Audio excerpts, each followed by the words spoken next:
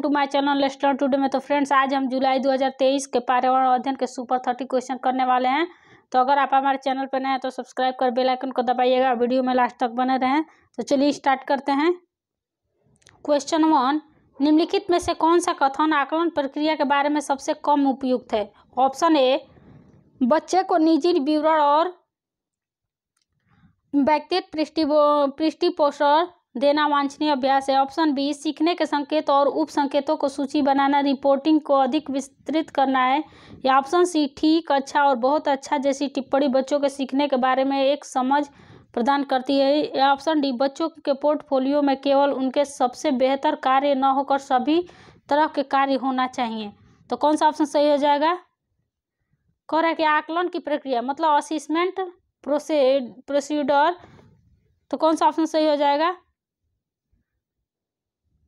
Option number A, बच्चे को निजी विवरण व्यक्तिगत पृष्ठपोषण देना वांछनीय है।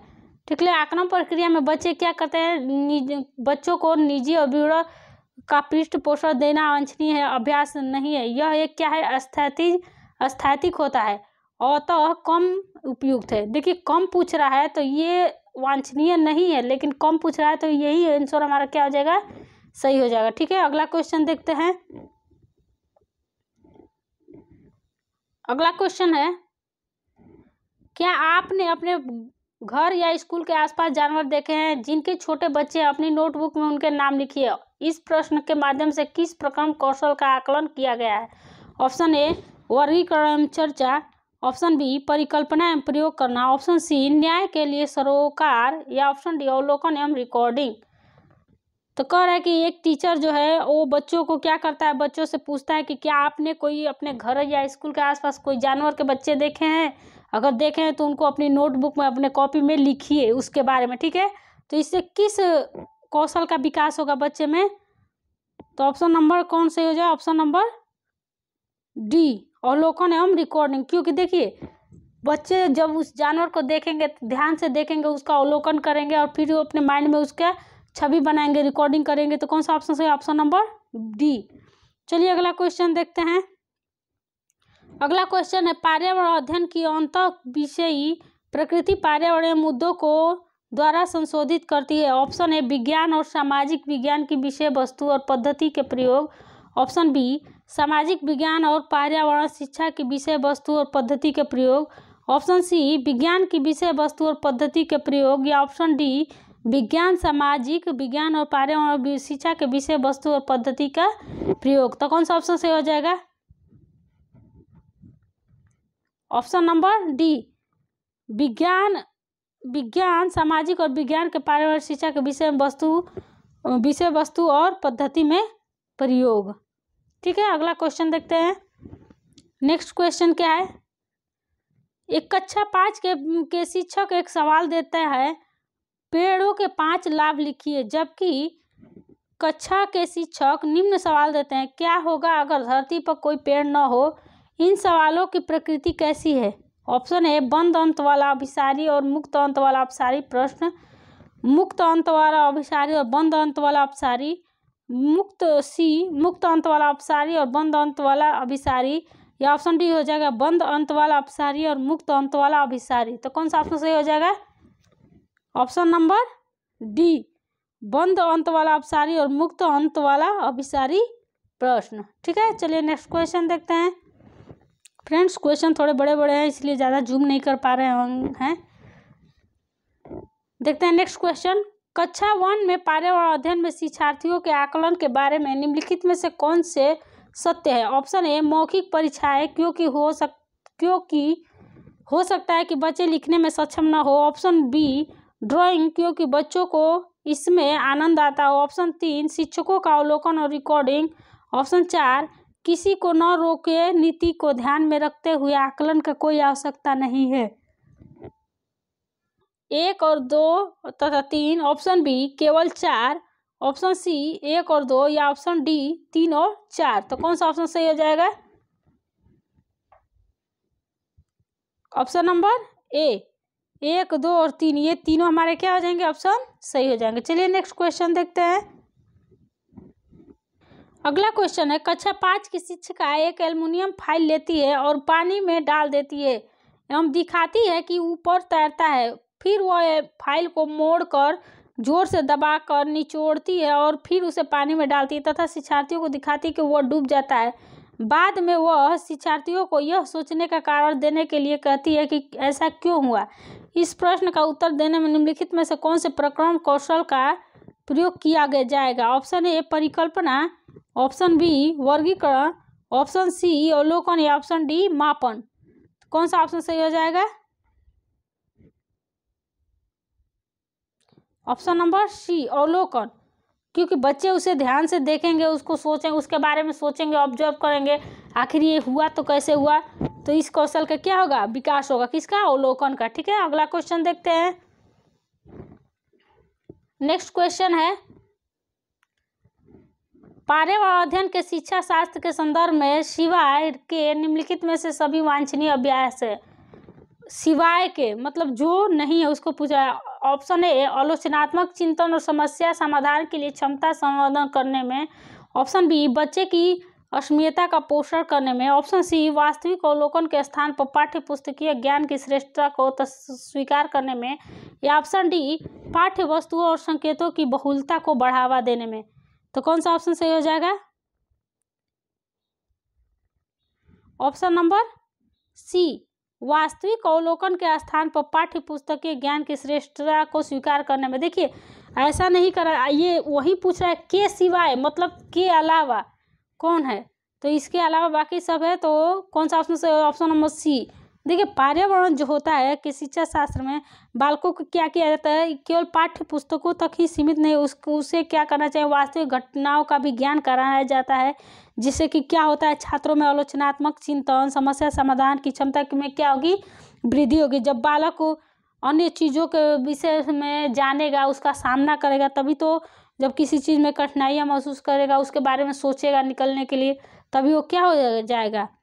उन सब चीज़ों को सीख पाएगा। ठीक है, चलिए अगला क्वेश्चन देखते हैं।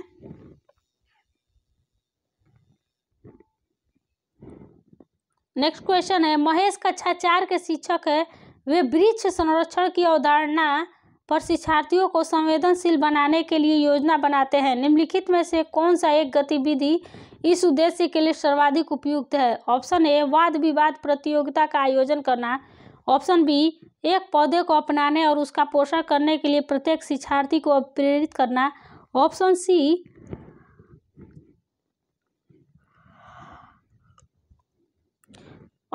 पोस्टर प्रतियोगिता में हिस्सा लेने के लिए शिक्षार्थियों को प्रोत्साहित करना, या ऑप्शन डी समूह चर्चा के लिए शिक्षार्थियों का समूह बनाना। तो कौन सा ऑप्शन सही हो जाएगा? देखिए महेश जो है कक्षा 4 के क्या है? शिक्षक है, और वे भी वृक्ष संरक्षण के लिए क्या कर रहा है? योजना बना रहा है। तो कौन सा ऑप्शन सही हो जाएगा? ऑप्शन नंबर बी एक पौधे को अपनाने के और पोषण करने के लिए प्रत्येक शिक्षार्थी को क्या करना चाहिए? अभिप्रेरित करना चाहिए। देखिए एक शिक्षक को क्या करना चाहिए कि हर बच्चे से बोलना चाहिए कि एक वो वृक्ष ले, एक पौधा ले, उसको क्या करे? वो देखभाल करे, उसकी सुरक्षा करे, उसको हर चीज़ की उसकी पूर्ति करे, पानी वगैरह की सब चीज़ को उसका पोषण करे। तो ऐसे में क्या होगा? वो वृक्ष संरक्षण के लिए क्या करेंगे? बच्चों के मन में अभिप्रेरणा या प्रेरित कर सकते हैं बच्चों को कि वे एक वृक्ष के प्रति लगाव रखें। ठीक है, तो कौन सा ऑप्शन सही? Option number B. चलिए नेक्स्ट क्वेश्चन देखते हैं।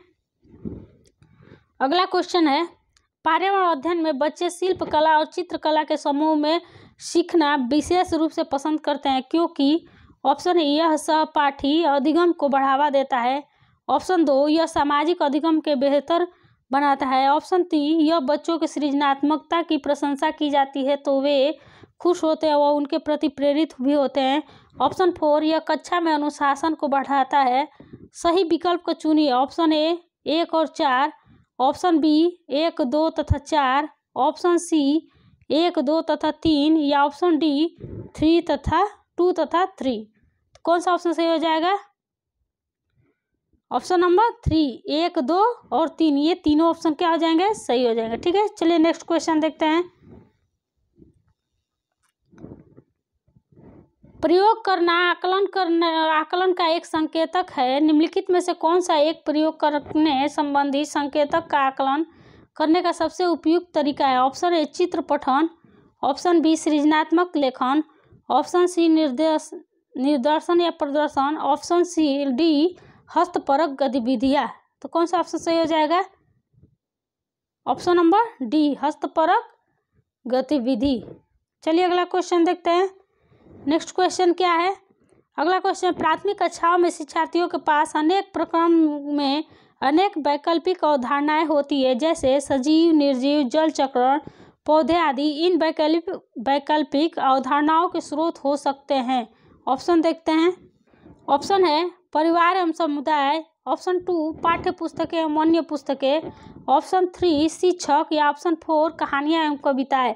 सही विकल्प को चुनिए। ऑप्शन ए में हो जाएगा 1, 2 और 4, ऑप्शन बी में हो जाएगा 1, 2, 3 तथा 4, एंड ऑप्शन सी में हो जाएगा केवल 1, एंड ऑप्शन डी में हो जाएगा 1 और 2। तो कौन सा ऑप्शन सही होगा? ऑप्शन नंबर ए 1, 2 और 4। चलिए अगला क्वेश्चन देखते हैं। नेक्स्ट क्वेश्चन कह रहा है कि कांच के जार तथा बोतल को उसमें अचार भरने से पूर्व सूर्य की धूप में अच्छी तरह सुखाया जाता है, ऐसा क्यों? ऑप्शन ए उनके तापमान में वृद्धि करने के लिए, ऑप्शन बी उनमें से धूल को हटाने के लिए, ऑप्शन सी नमी को पूर्णतः हटाने के लिए, एंड ऑप्शन डी अचार को स्वादिष्ट बनाने के लिए। तो कौन सा ऑप्शन सही हो जाएगा? हम कांच की बोतल को, व्यायाम को धूप में क्यों सिखाते हैं भरने को? ताकि उसमें से जो नमी होती है, पानी की नमी, वो क्या हो, पूर्णतः हट जाए, जिससे हमारा क्या हो, अचार खराब ना हो। नहीं तो नमी की वजह से अचार क्या हो सकता है, खराब हो सकता है। तो कौन सा ऑप्शन सही हो जाएगा? ऑप्शन नंबर सी, नमी को पूर्णतः हटाने के लिए हम उसको क्या करते हैं, धूप में सुखाते हैं। ठीक है, नेक्स्ट क्वेश्चन देखते हैं। कह रहा है कि रेणु की दादी उसे एक सूखा कुआं दिखाते हुए बताती है कि 15-20 वर्ष पहले कुएं में पानी था, लेकिन अब यह पूर्णतः सूख गया है। कुएं में पानी सूखने का क्या कारण हो सकता है? ऑप्शन ए पेड़ों, कुओं तथा उसके आसपास के स्थान की मिट्टी को अब सीमेंट से ढक दिया गया है, ऑप्शन 2 आसपास के इलाकों में बहुत सारे बोरिंग पंप लग गए हैं, ऑप्शन 3 प्रत्येक व्यक्ति के घर में नल होने के कारण कोई भी कुएं का पानी नहीं प्रयोग करता है।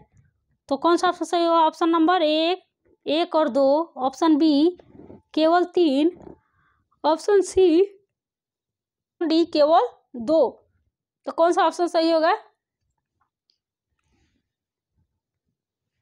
ऑप्शन नंबर ए 1 और 2। देखिए, क्योंकि आजकल जो पहले कुएं होते थे, आज से 15 से 20 साल पहले जो कुएं होते थे, अब वो बहुत कम देखने को मिलते हैं। उसका कारण क्या है?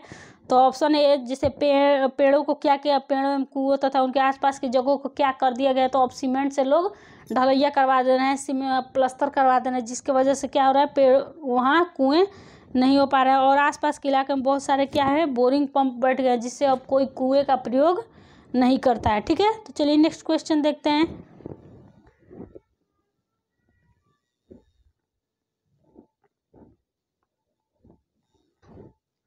अगला क्वेश्चन देखिए, बगुला भैंस पर बैठता है क्योंकि? ऑप्शन ए बगुला तथा भैंस में सहजीवी का संबंध है, ऑप्शन बी बगुला मनोरंजन के लिए भैंस पर बैठता है, ऑप्शन सी भैंस बगुले के एक स्थान से दूसरे स्थान तक ले जाने आने में मदद करते हैं, या ऑप्शन डी बगुला भैंस को डराता है।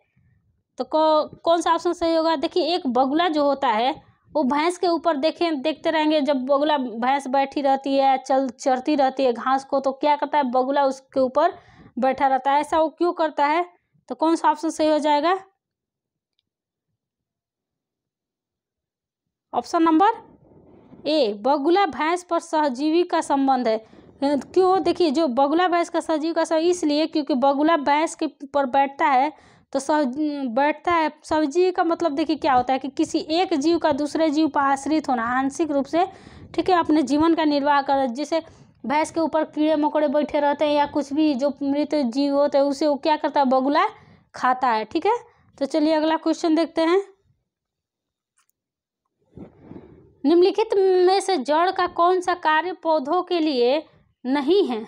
ध्यान दीजिएगा, नहीं पूछ रहा है। ऑप्शन ए भोजन भंडारण या संचित करना, ऑप्शन बी ह्यूमस उपलब्ध कराना, या ऑप्शन सी पौधों को सहारा देना, या ऑप्शन डी जल तथा खनिजों का अवशोषण करना। तो कौन सा ऑप्शन सही हो जाएगा? ऑप्शन नंबर बी ह्यूमस को उपलब्ध करा। देखिए नहीं पूछ रहा है तो इसमें जो निगेटिव होगा वही हमारा क्या हो जाएगा, इसमें आंसर सही होगा। ठीक है, देखिए क्योंकि एक वृक्ष जो होता है वो अपना भोजन का भंडारण भी करता है, पौधों को सहारा भी देता है। ठीक है, जड़ जो है क्या होता है, भोजन का भंडार करता है और पौधों को सहारा भी देता है खड़े रहने में।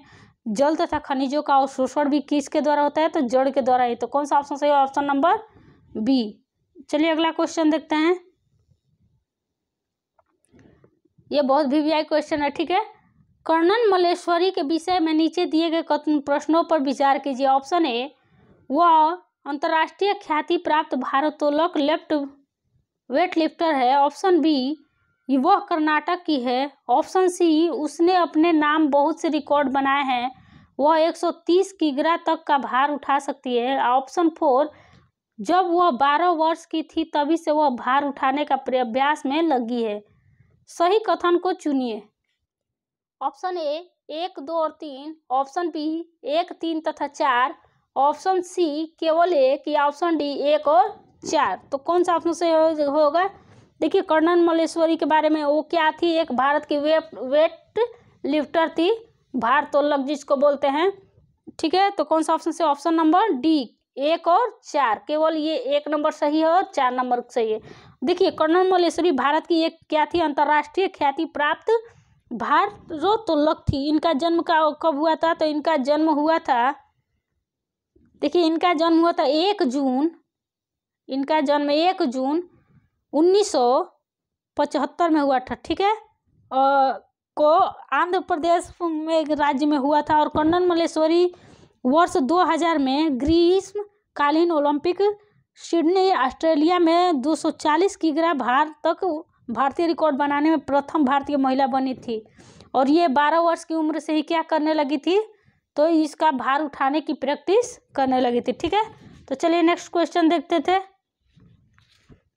और ये कितनी बार, ये 7 बार नेशनल चैंपियन भी रह चुके हैं। ठीक है, अगर प्रश्न कभी इनसे कर्नल मल्लेश्वरी से घुमा के पूछ दे कितनी बार ये नेशनल चैंपियन रही है, तो कितने बार, 7 बार, याद रखिएगा। ठीक है, चलिए नेक्स्ट क्वेश्चन देखते हैं। अगला क्वेश्चन है, सीढ़ीदार कुएं अथवा बावड़ी से संबंधित निम्नलिखित कुछ कथन दिए गए हैं। ऑप्शन ए, वे जल भंडारण तथा संरक्षण की पारंपरिक व्यवस्था है। ऑप्शन 2, सामुदायिक स्रोत के रूप में उनका प्रयोग की होता है। ऑप्शन 3, उनका निर्माण मुख्यतः वर्षा रहित राज्यों में होता है।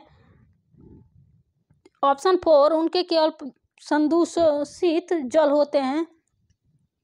उपयुक्त में से कौन सा कथन सही है। ऑप्शन ए 1 और 2, ऑप्शन बी 1, 2, 3, ऑप्शन सी केवल 1 या ऑप्शन डी केवल 4। तो कौन सा ऑप्शन सही हो जाएगा,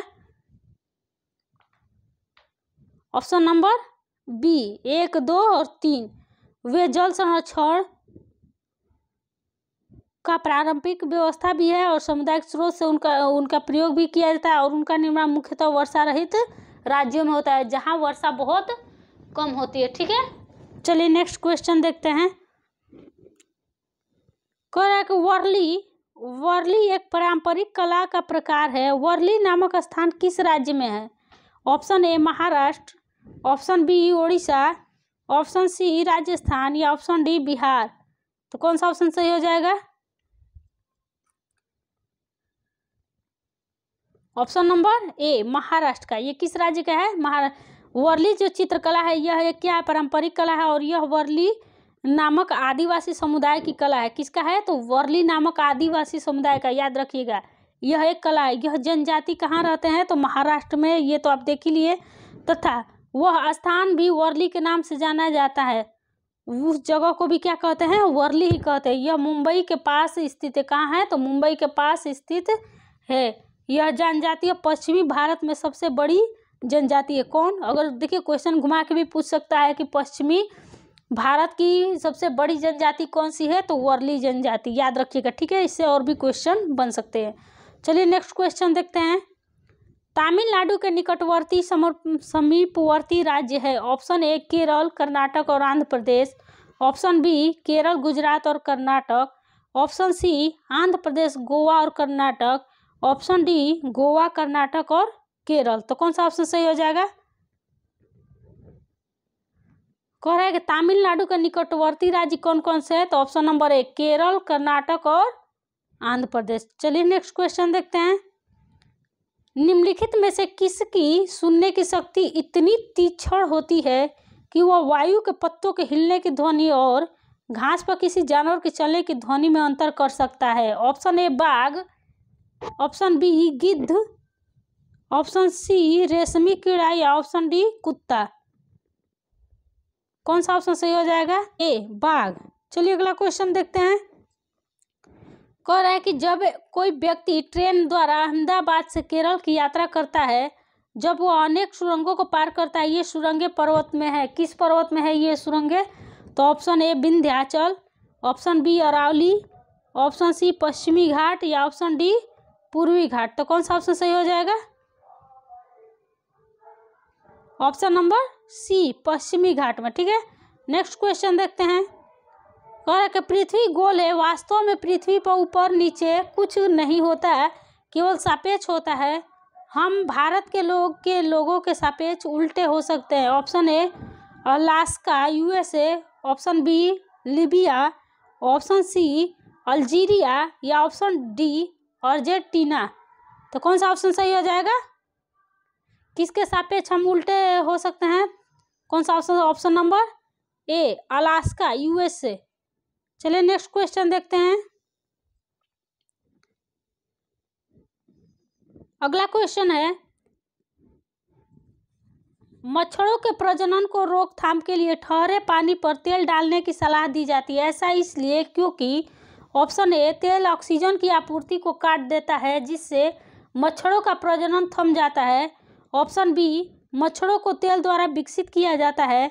ऑप्शन सी मच्छर तेल द्वारा मर जाते हैं या ऑप्शन डी मच्छर तेल की परत में फंस जाते हैं। तो कौन सा ऑप्शन सही हो जाता है? सही होगा?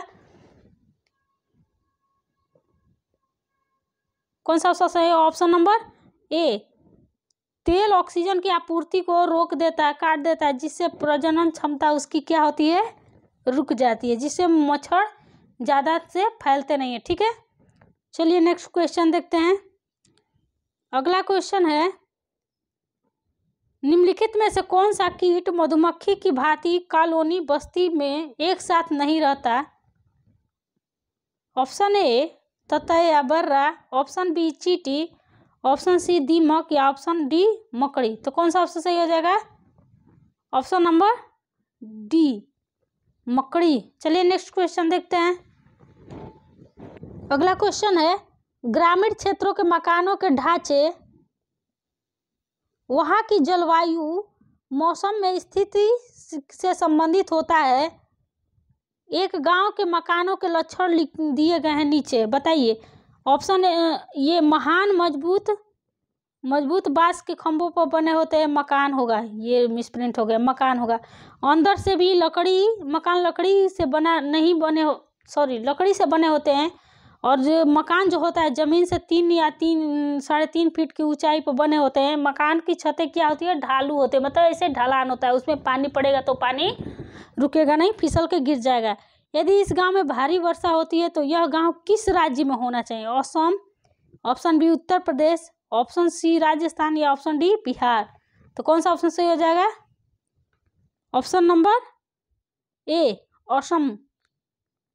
कहाँ का? असम में। असम में क्या होता है? बहुत भारी बारिश होती है, इसलिए वहाँ के मकान जो होते हैं वो लकड़ी के बने होते हैं और ज़मीन से 3-4 फुट की ऊंचाई पे बने होते हैं। ठीक है, और उसकी छतें जो होती है क्या होती है? झोपड़ी की जैसे ऐसे ढलाऊ होती है, ताकि पानी जल्दी से नीचे की तरफ गिर जाए। ठीक है, नेक्स्ट क्वेश्चन देखते हैं। अगला क्वेश्चन है, कुड़ुक कहाँ के लोगों की भाषा है? Option A Mizoram, option B Manipur, option C Arunachal Pradesh या ऑप्शन डी झारखंड। तो कौन सा ऑप्शन हो जाएगा? Option number D Jharkhand. देखिए जो कुड़ुक भाषा है वो किसका है? तो देखो ओराव, कुड़ुक जो है ओराव जनजाति द्वारा बोली जाने वाली क्या है? एक भाषा है। यह जनजाति कहाँ कहाँ पाई जाती है? तो झारखंड में, उड़ीसा तथा छत्तीसगढ़ में ये जनजाति क्या पाई जाती है। ठीक है, चलिए नेक्स्ट क्वेश्चन देखते हैं। अगला क्वेश्चन है, राष्ट्रीय पाठ्यचर्या की रूपरेखा 2005 के अनुसार निम्नलिखित में से कौन सी एक पर्यावरण अध्ययन की विषय वस्तु थीम है? ऑप्शन ए भोजन, ऑप्शन बी सौरमंडल, ऑप्शन सी मौसम या ऑप्शन डी ऊर्जा। तो कौन सा ऑप्शन सही हो जाएगा? कह रहा है कि एनसीएफ 2005 के अनुसार कौन सा ऑप्शन है? ऑप्शन नंबर ए भोजन। ठीक है, राष्ट्रीय पाठ्यचर्या रूपरेखा एनसीएफ 2005 के अनुसार जो भोजन पर्यावरण अध्ययन की क्या थी? एक विषय वस्तु थी, जबकि सौरमंडल और मौसम भूगोल की विषय वस्तु तथा ऊर्जा विज्ञान की विषय वस्तु है। ठीक है, चलिए देखते हैं ये जो सौरमंडल है वो किसका विषय वस्तु है, याद रखिएगा साथ में इसका भी। तो मंडल एवं मौसम का, ठीक है, मौसम ये भूगोल की विषय वस्तु है। सौरमंडल और मौसम ये दोनों क्या हो जाएंगे? तो भूगोल के विषय वस्तु हो जाएंगे। ठीक है, याद रखिएगा। और ऊर्जा क्या हो जाएगा? तो ये विज्ञान की विषय वस्तु हो जाएगी। चलिए नेक्स्ट क्वेश्चन देखते हैं। क्वेश्चन बड़ा है, थोड़ा छोटा करना पड़ेगा। ठीक है, चलिए अगला क्वेश्चन देखते हैं। पर्यावरण अध्ययन में विषय वस्तु थीम आधारित उपागम को अपनाने के समर्थन में निम्नलिखित में से कौन सा तर्क सबसे अधिक सशक्त होगा? फ्रेंड्स, उम्मीद करते हैं वीडियो आपको पसंद आ रही होगी, तो ज़्यादा से ज़्यादा लाइक एंड शेयर कीजिएगा। वीडियो पर नए हैं तो चैनल को सब्सक्राइब और बेल आइकन जरूर दबाइएगा। तो चलिए ऑप्शन ए देखते हैं। यह पाठ्य योजनाओं को एक ढांचा प्रदान करने के लिए शिक्षण को अधिक प्रभावी बनाने में मदद करता है। ऑप्शन बी, यह शिक्षण को अधिक रोचक और गतिविधि आधारित बनाने में मदद करता है। ऑप्शन सी, यह अवधारणाओं, मुद्दों और कौशलों में बृहद विस्तार को सम्मिलित करने में मदद करता है। या ऑप्शन डी, यह विशेष सीमाओं को नरम बनाने और संपूर्णता से ज्ञान को प्राप्त करने में मदद करता है। तो कौन सा ऑप्शन सही हो जाएगा? ऑप्शन नंबर डी, यह विषय सीमाओं के नरम सौम्य बनाने और संकीर्णता को ज्ञान को प्राप्त करने में मदद करता है। चलिए नेक्स्ट क्वेश्चन देखते हैं। अगला क्वेश्चन है, प्राथमिक कक्षाओं में पर्यावरण अध्ययन को सीखने में कहानियां एक महत्वपूर्ण पहलू है। पर्यावरण अध्ययन के कक्षा कक्ष में कहानी सुनने के लिए निम्नलिखित में से कौन से सबसे कम उपयुक्त कारण है? ऑप्शन ए, कहानी में व्यक्तियों के अनुभव शामिल होते हैं। ऑप्शन बी, कहानियां अनेक विषय वस्तु को छूती है। ऑप्शन सी, कहानियां कक्षा प्रबंध की सहायता करती है। या ऑप्शन डी, कहानियां पर्यावरण अध्ययन अवधारणाओं के संबंध में जोड़ने के लिए संदर्भ उपलब्ध कराती है। तो कौन सा ऑप्शन सही हो जाएगा? ऑप्शन नंबर डी, कहानियां जो होती है वो पर्यावरण अध्ययन अवधारणाओं से संबंध को जोड़ने के लिए क्या करती है? वैसे मौके, वैसे संदर्भ उपलब्ध कराती है। चलिए नेक्स्ट क्वेश्चन देखते हैं, और ये हमारा लास्ट क्वेश्चन है। उम्मीद करते हैं वीडियो पसंद आई होगी, तो ज़्यादा से ज़्यादा लाइक एंड शेयर कीजिएगा। तो चलिए देखते हैं नेक्स्ट क्वेश्चन। पर्यावरण अध्ययन पाठ्यपुस्तक की विषय वस्तु में ऑप्शन ए, परिभाषाओं की व्याख्याओं को दूर रखा जाना चाहिए। ऑप्शन 2, रटकर सीखने को हतोत्साहित करना चाहिए। या ऑप्शन 3, बच्चे को प्रश्न करने और खोजने का मौका मिलना चाहिए। ऑप्शन 4, बच्चे केवल लिखित जानकारी ही दी जानी चाहिए। सही विकल्प को चुनिए। तो ऑप्शन ए 1 और 4, ऑप्शन बी 2 और 3, ऑप्शन सी केवल 3 एंड ऑप्शन डी 1, 2 तथा 3। तो कौन सा ऑप्शन सही हो जाएगा? ऑप्शन नंबर सी, केवल 3, बच्चे को प्रश्न करने और खोजने का मौका मिलना चाहिए। तो फ्रेंड्स, आउट ऑफ 30 में से आप कितने क्वेश्चन सॉल्व कर पाए तो कमेंट बॉक्स में कमेंट जरूर कीजिएगा। मिलते हैं नेक्स्ट वीडियो में, तब तक के लिए नमस्कार।